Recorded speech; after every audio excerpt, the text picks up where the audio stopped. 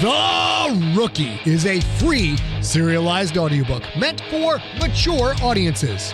Written and performed by #1 New York Times bestselling novelist Scott Sigler. For links to order a young adult version of this book without all the cussing, in print, ebook, or audiobook, visit scottsigler.com/therookie, one word. This podcast contains mature situations, adult language, and lots of violence. Listener discretion is advised. Howdy, junkies!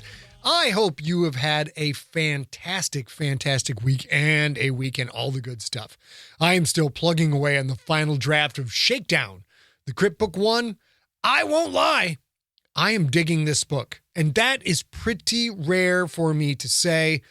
Oftentimes, most times, I'm my own worst critic, but as I'm going through this one, I really like what I am seeing. I'm about 100 pages into the final draft of this 450-page book, somewhere in that ballpark. It's not going as fast as I would like, but as a friend of mine once told me back in our drinking days, slow and steady wins the race. So I'm trying to get it done correctly for you. I really hope you're going to dig it. This book is weird, y'all. It is very weird. It is extraordinarily violent. Extraordinarily violent. Basically, the trigger warning for Shakedown, the Crypt Book 1, is everything that triggers anyone, ever, anywhere. I'm not kidding. I've done a trigger warnings list. It's 2 pages long. It's insane. I will keep working on this book to make you something grand. But for now, let us get back to The Rookie. Now, I listened to this chapter all the way through in order to write the story so far. And it struck me that I wrote this book some 20 years ago, probably a little bit more like 21 was when I got done with the draft of The Rookie that you were hearing in this particular, the Rookie adult version podcast. To me, it's a little rambly and long. So if you feel the same way, that's all right. Just bear with it, because this chapter is world building, literally world building on an epic scale. So let me get you caught up on the story so far, and then we're all going to get super pumped for the first Sunday of the NFL season. Dun, dun, dun, dun! Dun, dun, dun, dun, dun, dun, dun! Booyah!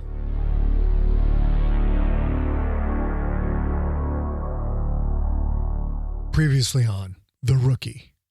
Quentin insisted on doing things his way, but he's learned the hard lesson that his way doesn't produce wins.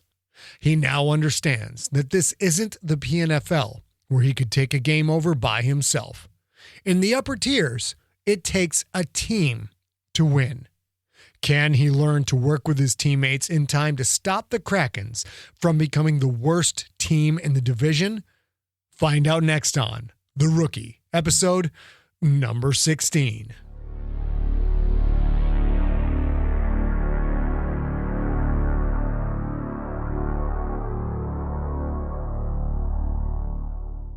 Back on board the Touchback, Quentin walked through the Sclorno section of the ship, marveling at the difference between it and the human section. While the human section was fairly Spartan and decorated in subdued tones, when of course the decor wasn't Kraken orange and black, the Sclorno section paraded a mind-boggling maze of electric colors: blues, purples, reds, yellows, greens, oranges, all ranging from near black to near neon intensity. Patterns, colors, and pictures covered the floor, the walls, and the ceiling. It is intensely beautiful and disgustingly ugly all at the same time. He found it ironic that the species with no color on their bodies decorated with more colors than anyone else. He checked his message board, which displayed a map of the ship guiding him to Denver's room. Without the map, he'd have quickly become lost in the Technicolor intensity. Like all doors in this section, Denver's door was oblong, tall, and narrow, like the outline of an egg stretched lengthwise. It was different, but a door was a door. It struck Quentin that this was something that the different races had in common: a need for privacy, or perhaps just the need to put up walls. Except the key, that was. He wasn't sure if the key could even understand the concept of privacy. Quentin pushed the buzzer to the right of the door. There was a brief pause before the door slid open. Denver stood there for a moment, then started to tremble. Her raspers unrolled, hitting the ground. Quentin Barnes. Quentin nodded. Yeah, listen. I know I've been a little bit rude to you. Denver simply stared and trembled. From inside the room, Milford walked up behind her. Milford also began to tremble. They both looked at him like he was some kind of an alien. And to them, he was an alien, probably as weird and disgusting as they were to him. So, you guys, I was hoping that offer was still good. To help me practice. We participate in making you even greater? Yeah, I'd really appreciate that. Denver began to bounce lightly in place, and Milford did the same. Quentin could see into the room and noticed that the ceilings were at least 20 feet high. When? Quentin shrugged. Well, I'm going to be as sore as hell tomorrow. So how about we get a few reps in right now? I know the VR field is open, and we could... The two receivers sprinted out of the room, cutting his words short as they inadvertently shoved him against the far wall. They sprinted down the hall with their flat-out Sklorno speed, headed for the ship's center section and the VR field. Damn, they're like little kids on the morning of Giving Day. Quentin smiled and followed them down the hall. With all the room's lights turned off, the only illumination came from the row of holotanks. The moving, flashing images cast an uneven and unsteady light onto Coach Hokor's face. Some of his players were taking the loss very hard, and others didn't seem to care at all. Michnik and Khomeini were in the cafeteria, drowning their sorrows in food. The Key were also about to start their meal. Hokor heard the pitiful bleat of their prey animal. He punched a button on his remote control, turning off that monitor before the Key started eating.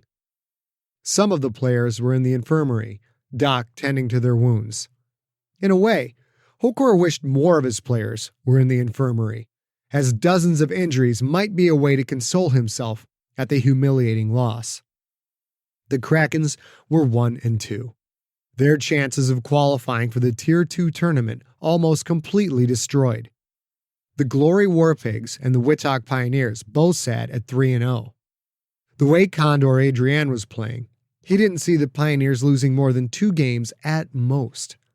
The Krakens had to win their next 6 to even have a chance at the playoffs. Their next game was against the 0-3 Sky Demolition, and it was the only chance to get back into the race, at least mathematically speaking. A loss? Well, another loss meant the end of the playoff hopes and the end of Hokor's tenure with Ionath. This would be his last season as the Krakens coach. He knew that. Gredok wouldn't stand for it. If only Pine hadn't gone down. But that was why he went after Quentin. But the talented young nationalite needed more time. Time that Hokor just didn't have. Computer, where's Quentin Barnes? Quentin Barnes is utilizing the Kriegsbalak virtual practice system. Nothing new there. Hokor punched a button to call up a holo of the VR practice room. Barnes was there, as he always was. The human had taken quite a beating, thanks to an offensive line that simply did not want to block for him. Yet he had kept getting up and kept playing as hard as he could. And now, only hours after the game, he was practicing yet again. Barnes dropped back, stepped up, and threw a hard crossing pattern. Hokor expected to see the ball go through the outstretched holographic arms and go bouncing down the field, but it hit the arms and stuck. Hokor leaned forward. The VR players in the room faded away, leaving not only Quentin, but Denver and Milford as well.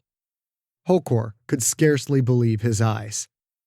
The 2 Sklorno receivers ran back to Quentin and lined up for another play. Game 4. Ionath Krakens 1-2 at Sky Demolition 0-3. Quit the radiated conference standings. Glory Warpigs, Witok Pioneers tied for first at 3-0. Shebstalkers, Orbiting Death tied for third at 2-1.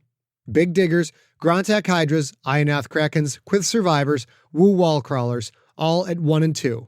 And at the bottom, the Sky Demolition at 0 and 3. For more stats and league information, visit www.galacticfootballleague.com. With the touchback hovering in orbit, the shuttle flew Quentin and the other rookies down to Ionath City. This time, however, when he got out, there were Quith workers and Quith leaders dressed in white uniforms. A red line glowed on the roof of the Krakens building. A blue-furred Quith leader called out orders. Players, line up on the red line. Quentin lightly elbowed Yasud.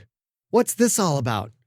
It is a customs check. Quith Navy. Don't worry about it. League rules apply in the Concordia just like they do everywhere else in the galaxy. These custom guys can't touch you, so whatever you're carrying, they can't do a thing.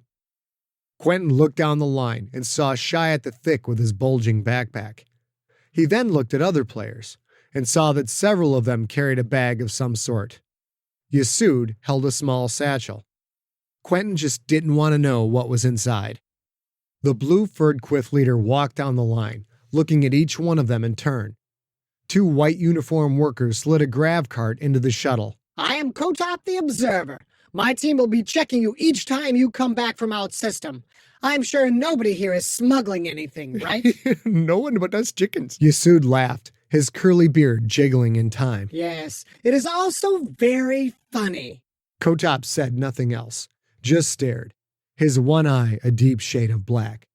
The workers came out of the shuttle. No explosives, no weapons. Kotop stared at the Krakens for a second, disgust visible in his expression. You may all go. Get out of my sight. We are in trouble. Hokor spoke quietly. Despite the fact that every Krakens player was crammed into the central meeting area, Hokor didn't need any volume to be heard. Nobody made a sound. There had been some joking and laughing and boasting as the players filtered out of their respective locker rooms and into the central area. But all of that faded when Hokor used his holopen to decorate the far wall with 3 large, glowing orange marks. The marks were a number 1, a dash, and the number 2. 1 and 2. We are a losing team. A losing team. How does that sound to you? No one answered. Tweety, how does that sound to you? Sounds like I'd rather eat a shit sandwich, coach. Right. So why did we allow the Pioneers to throw for 340 yards on us when we only sacked Adrian once? Tweety said nothing. Berea! Hokor said to the right cornerback, who immediately began to tremble. What number do you like more? 1 and 2 or 340 yards passing? Berea said nothing. Instead, she fell on the floor and lay flat, trembling like a damaged moth. And you, Barnes, how does it feel to be on your first losing team? It's humiliating, coach. And you, Gilliowit. I've got some numbers for you, too. Which do you like better, 1 and 2 or 5 sacks? 5 sacks. Killiowit said nothing. Do you realize that in one game, we went from allowing the fewest sacks in the conference to allowing the second most? Do you realize that you and your brethren on the offensive line are now the second worst unit in the Quith Irradiated Conference? Hokor hit a button. The 1 and 2 vanished. He wrote 3 new symbols, 0-3. This is the record of the Sky Demolition. They are the worst team in the conference. If they beat us, then by default, we're the worst team in the conference. If you think you feel bad now, imagine how you will feel if you lose to them. Hokor paused dramatically. A deathly silence filled the locker room. He cleared the numbers again. 3 names flashed up on the screen. Brady Antanabi, San Mateo, and Yalla the Biter. The holotank flashed 2 pictures, a tall, blonde-haired human frozen in mid-throw and a sprinting Sklorno. Both were dressed in the uniforms of the Sky Demolition. Light purple leg armor, deep purple jerseys with light purple numbers trimmed in white, and deep purple helmets with 3 white stripes down the center. Brady Antanabi's a second-year quarterback having a surprisingly good year, despite the Demolition's record. In 3 games, he has 7 touchdown passes and has run for 2 more. 4 of those touchdown passes have gone to San Mateo. Watanabe has also given up 5 interceptions. He's thrown for 812 yards, 260 which have gone to San Mateo. We're going to stop that combination. There is no alternative. Hokor hit a button. The picture faded away, replaced by a moderate-sized Quith warrior. Yalla the Biter is fast, perhaps the fastest linebacker in the conference. He is faster than John Tweedy. He is faster than Virak the Mean. He has 4 sacks on the season, along with 2 interceptions and 17 tackles. He is the Demolition's biggest defensive threat. He also has 6 unnecessary roughness penalties, 3 for late hits on the quarterback, and last week was thrown out of the game for fighting. In week 1, he killed Princeton, kick returner for the Big Diggers, on a clean hit. Last week, he severed the leg of a wall crawler's tight end at the knee, ending the human's career. If the offensive line plays poorly this week, as they did against the Pioneers, I suspect our quarterbacks will be sledded off the field. If he blitzes, you'll find him and put him out of his misery. Hokor cleared the pictures. The room remained quiet. The Sky Demolition is not a deep team. If we stop those 3, we win. I don't care about the Tier 2 tournament anymore. All I care about is the Sky Demolition. This game is all that matters to us. Let's practice like we want to win back our honor. Quentin felt the change in the locker room. There was no yelling, no pushing, no testosterone-oriented boasting, but the air had changed nonetheless. Hokor's quiet speech had affected them all, himself included. Quentin had 4 days to change the team, 4 days to get them playing as a unit. But was that enough time? The touchback was in Punch Drive, en route to Orbital Station 2, home of the Sky Demolition. Quentin shut down the holotank in his room. He'd looked at the Demolition defensive players over and over again. Now it was time to put that study into practical use. He headed for the VR practice field. Last night's practice had gone well. The repetitive throws to the receivers had started to give him a better perspective on the speed involved. Practicing with holograms was effective, but a hologram couldn't catch the ball, and therefore couldn't give him a truly realistic idea of where to put a ball so that a talented receiver could haul it in. Quentin walked into the VR field, expecting to see Denver and Milford. It shocked him to see not only the 2 rookies, but Haywick and Scarborough as well. The starting receivers were there to practice.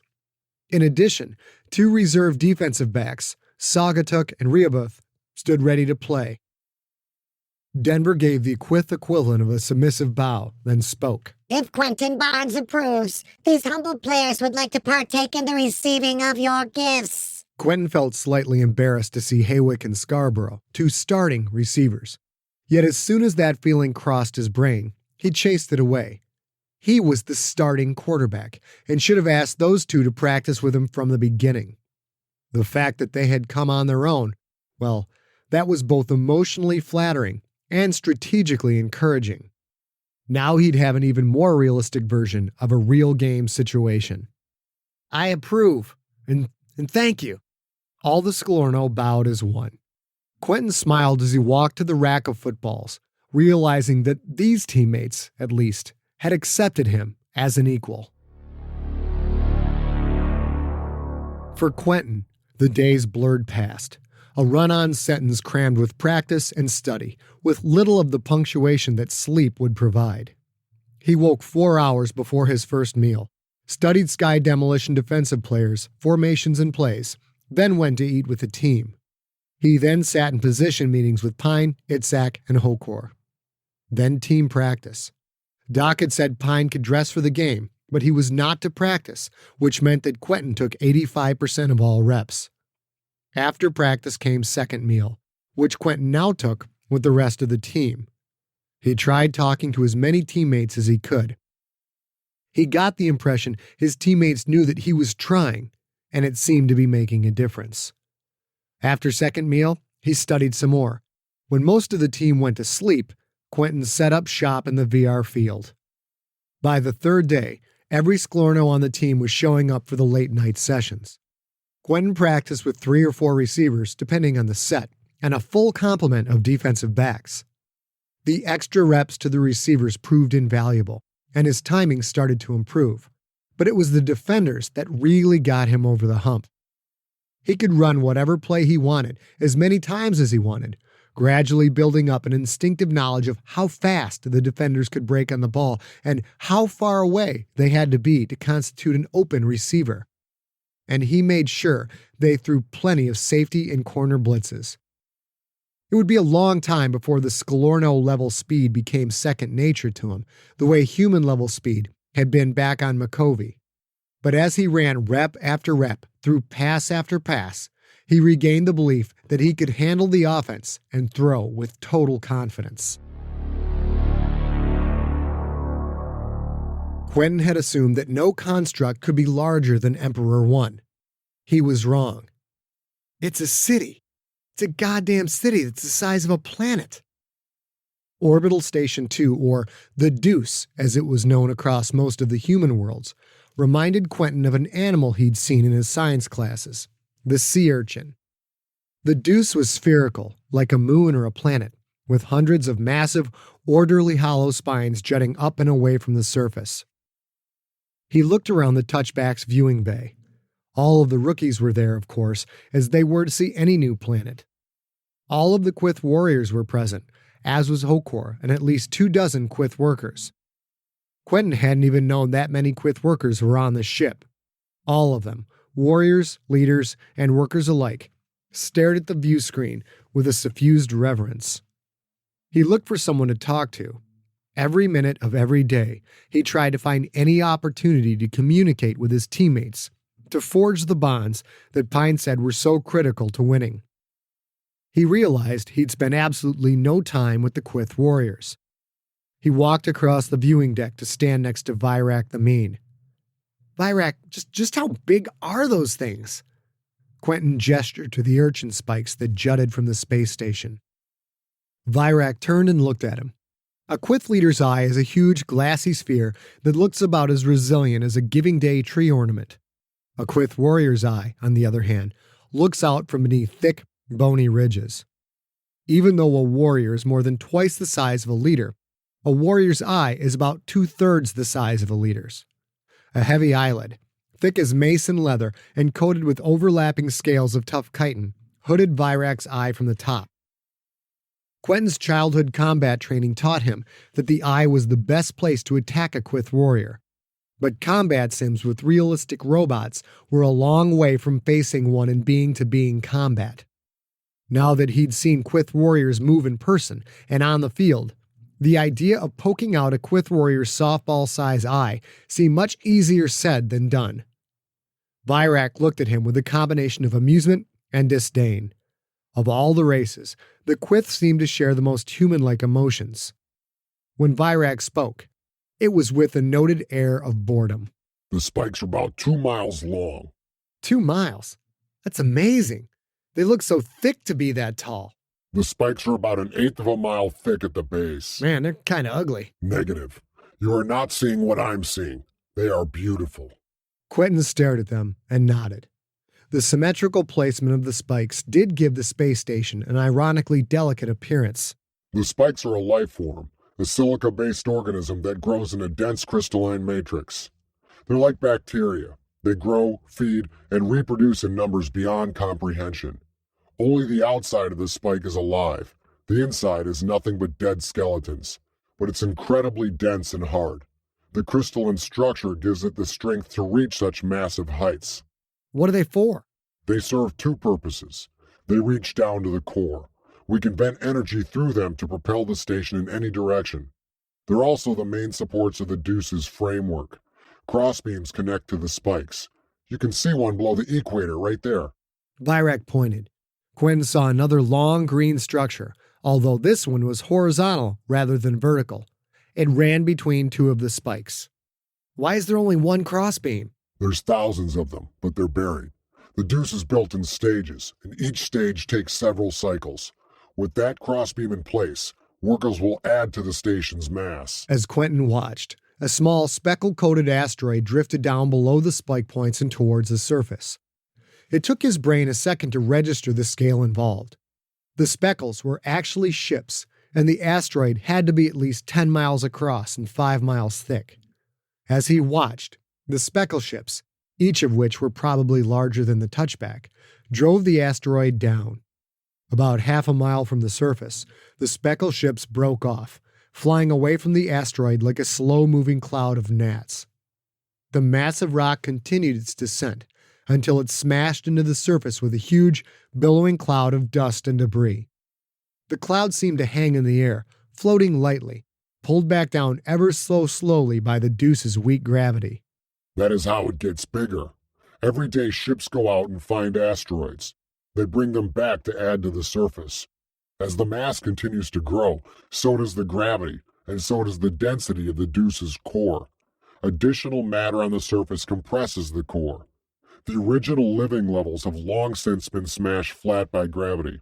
Workers constantly dig new levels.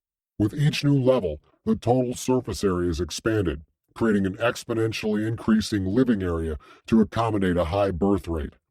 Immigration to the orbital stations fell to near standstills after Wittok and Ionath were colonized. Now those seeking to escape the overpopulation of Quith head to those planets instead of the orbital stations. Quentin stared at the asteroid, a small pebble in a slightly larger crater. Crater and asteroid both, barely a pimple on the surface. How long does it take to bring those asteroids in? Virak thought for a moment. It depends on the materials needed. Some trips take only a few months. Others seek out asteroids comprised of rare or vital minerals, such as platinum or iridium. Those missions can take hundreds of years. It is common for a crew to leave the Deuce, knowing that they will be long dead of old age before the ship returns, and their children or grandchildren will pilot the vessel home. How many ships are there? Somewhere around 100,000. 100? Just how long does it take to build that thing out there? The orbital stations were built as an effort to ease overcrowding on Quith. The Deuce has been growing for almost 300 years, and the Ace is just over 350 years old. Quentin shook his head in amazement. All his life, he'd been told the Quith were only semi-intelligent beasts. Yet here was an engineering project that rivaled the terraforming of Solomon, and a race so unified in purpose that they sacrificed themselves to build a home for future generations. Well, it's really not that big. I mean, for an artificial construct, it's massive, right, sure. But from a strategic perspective, I can't see how the Creterakians could take over entire planets that were 20 times as large, but not be able to take the Deuce. They took over other planets by swarming across the surface and overwhelming the enemy by sheer numbers. Here, the surface doesn't support life. They had to fight their way into the shaft to get at the living levels. They tried the same technique they used against the big ships, launching thousands of landing vessels, trying to overwhelm our shaft defenses. We slaughtered their people by the millions. Quentin raised an eyebrow. You sound like you actually fought here or something. I did. I was born here. When my time came, I fought not for new breeding grounds, but for the defense of my birth home. Virak absently brushed a pedipalp hand across a long list of short, alien words etched into the chitin of his right arm. What are those? Quentin asked, gesturing to the writing. Names of warriors in my fighting pack. Warriors I had lived with most of my life. They died in the battles. I lost everyone in my fighting pack, but the Creterakians paid a terrible price for their assault. How many died? Over 2 million Quith, including all my family. We estimate around 22 million Creterakians died trying to capture the Deuce. We kept rough count up to 10 million, but they just kept coming, and counting the dead was last in our list of needs. Quentin tried to imagine fighting an enemy without number that came in wave after wave after wave. That many, and they never broke through? They eventually created a beachhead on Shaft 2 and Shaft 4. We let them bring in troops and resources. Then we used nuclear weapons to destroy those shafts before they could penetrate further. Eventually, technologists from Baker 6 were brought in to engineer a way through the 2 miles that separated the surface from the living levels. So did they get in? Yeah, they got in several times. But we distributed tactical nuclear weapons throughout the Deuce. Citizens were under strict orders. At the first sign of a breakthrough, seal off their section and detonate. Quentin's jaw dropped. At first sign? But how long did it take to evacuate the sections before you nuked them? Virak looked back into space. There was no evacuation. Citizens sealed their sections, then detonated. Fucking A. How many Quith would that kill? Virak thought for a moment. Depending on the section, anywhere from 150,000 to 250,000. It did not matter. As long as the Krakens did not establish a beachhead in the living levels from which they could resupply and swarm through the entire station, any sacrifice was worth it. Yeah, but to kill 250,000 of your own people... It was necessary. The Krakens do not control us, Quentin. Freedom isn't free.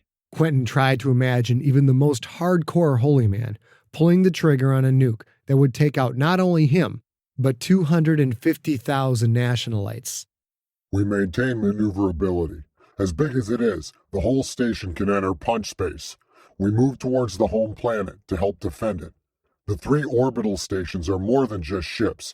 They're self-contained ecosystems with planetary-level manufacturing infrastructures and resources that are inexhaustible in the short term. That meant we were moving 3 full war factories to defend the homeworld. We left the Krakens with one choice: completely destroy the orbital stations, exterminating all life, or fight the ships the stations produced for decades to come. So why didn't they just blow up the Deuce and the others? We don't know. Maybe they didn't have the technology. Relativity bombs, like the Sklorno used on Witok, would have completely destroyed the Deuce, but the Krakens either do not have them or don't use them. Doesn't matter anyways. We beat them back once, we'll beat them back again. The Quyth protect their homelands. There was more than a hint of condescension in that comment. The Quyth, who despite their military presence were considered the galaxy's poor cousin of intelligence, had resisted the swarming Krakens when all the superior governments had surrendered. The fact that most of the Quyth planets were irradiated wastelands seemed irrelevant, at least to them. The conversation faded away as the touchback maneuvered around the Deuce towards a massive shaft that was perhaps 2 miles wide. Rows of lights ran down the sides, disappearing into the depths, reminiscent of the mine shafts back home. Ships, large and small, flew in and out of the huge opening. As the touchback approached, traffic faded to nothing. Exit traffic ceased, and entry traffic hovered in place. Why is all the shipping stopped? Because they clear everything out when a bus comes in. They need to prevent possible terrorist attacks. If a ship even gets within half a mile of a team bus, it's destroyed. The touchback descended the shaft, sinking like a pebble into a miles-deep, dark-water chasm. Large ships docked against greenish projections that jutted out from the walls up and down the length of the shaft. He saw thousands of small ships, but many larger ones as well. Cargo tugs hauling long lines of hexagonal boxes, space liners sporting sleek designs, bulky freighters loading or unloading payload to haul to other systems, and something that Quentin had never seen in his life: warships. There were dozens of warships, big and small, bristling with bulky shield generators and the long, thin, unmistakable shapes of weapons.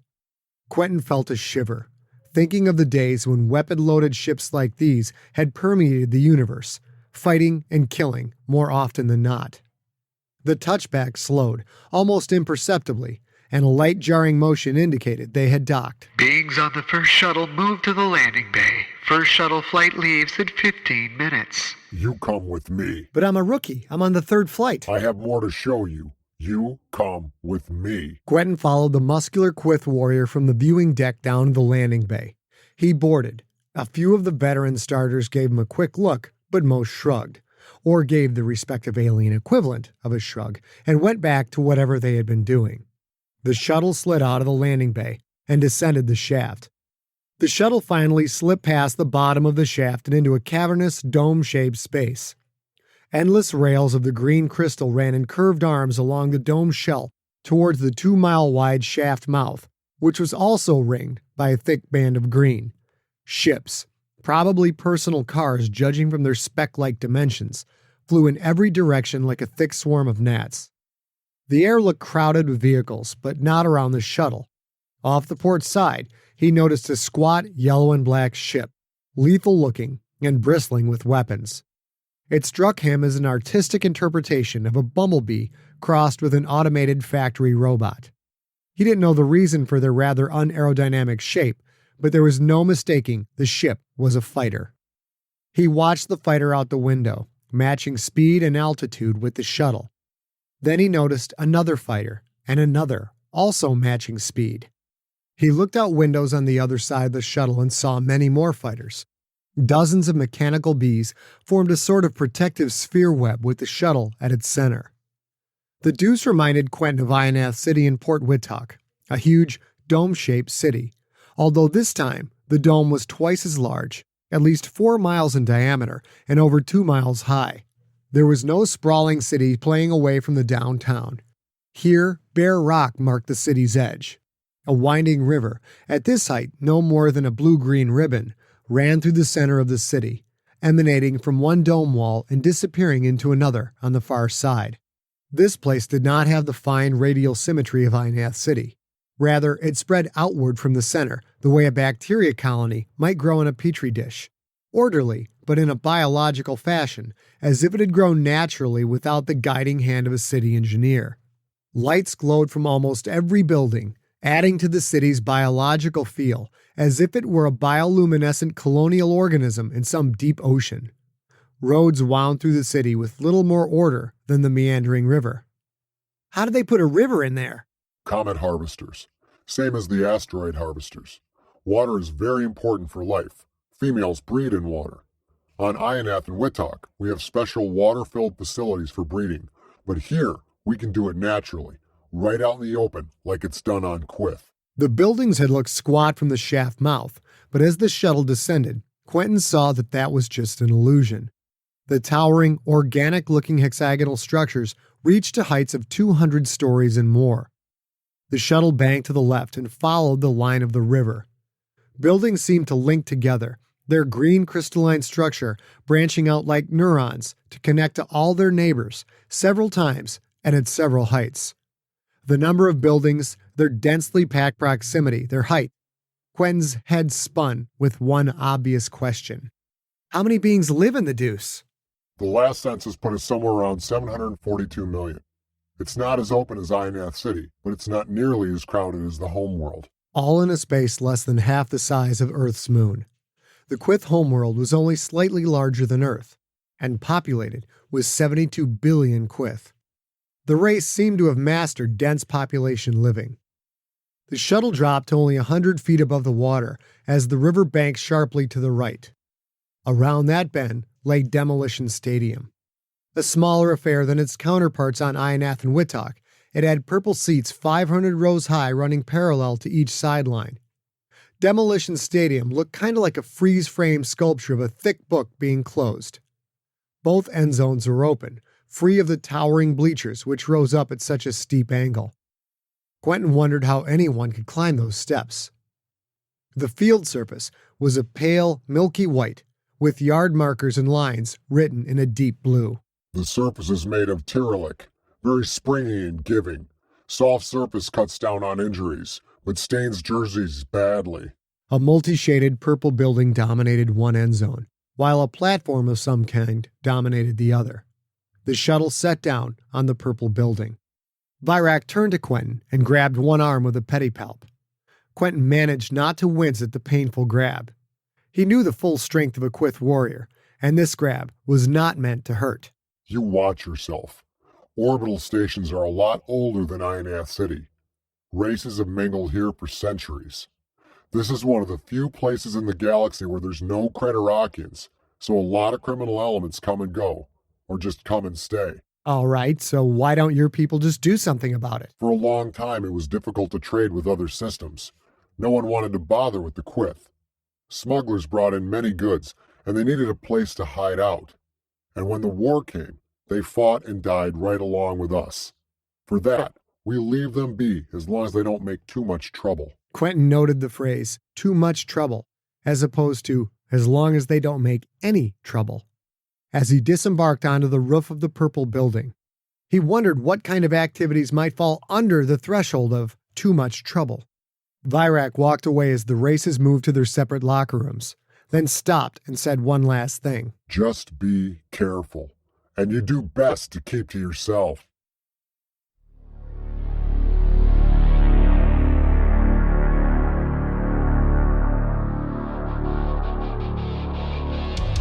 You have been listening to The Rookie, Book 1 of the Galactic Football League series. Produced by Ariok Morningstar with post-production by Steve Rickyberg. Written and performed by Scott Sigler. For more information on the author and more free stories, go to scottsigler.com. Theme music is the song The Kids Are Coming For You by the band Superweapon. Superweaponband.com. You're trying to say